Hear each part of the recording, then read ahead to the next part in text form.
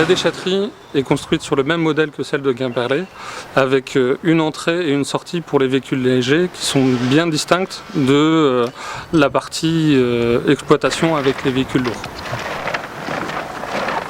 Sur les 10 bennes, nous avons 2 bennes déchets verts. Le déchet vert est emmené à Quimperlé pour être broyé puis ensuite valorisé en compost auprès de plusieurs entreprises pour notamment du co-compostage avec du lisier ou traitement des boues. Ensuite nous avons le gravat. Le gravat est emmené en carrière. Ensuite nous avons les encombrants qui est là le déchet qui n'a pas de valorisation propre, les déchets où il n'y a pas encore de filière, donc ça va en enfouissement. Ensuite nous avons les incinérables qui sont des déchets qu'on valorise au niveau énergétique, qui sert à produire de la chaleur et de l'électricité.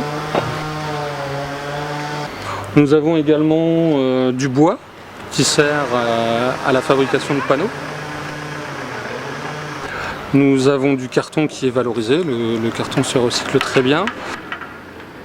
Nous avons de la ferraille aussi pour lequel il y a une filière de recyclage qui fonctionne très bien. Nous avons également une benne palette. Là, c'est parce que nous avons un accord, une convention de reprise avec Emmaüs qui leur sert de boîte de chauffage sur leur site de Rédéné. Donc ça permet de produire du chauffage, de l'eau chaude pour environ une 50aine de personnes en réinsertion sur le site d'Emmaüs Rédéné.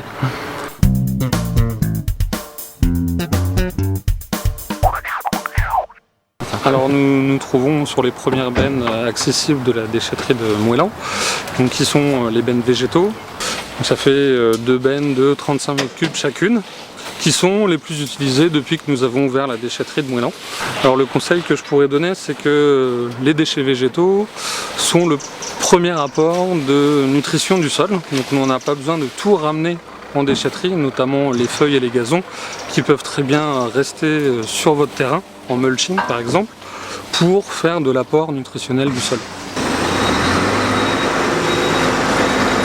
Alors nous nous trouvons sur le local qui accueille tous les déchets spéciaux qui présentent un danger pour l'environnement si vraiment on ne le met pas au bon endroit. Donc on parle aussi bien des piles, des radiographies, des déchets liquides qu'on ne sait pas trop quoi en faire, qu'on retrouve généralement dans les caves, comme des bidons sans étiquette, des acides, des bases, des phytosanitaires, ou encore des huiles. Alors derrière moi, nous avons des bornes d'apport volontaire pour la récupération du verre et du papier.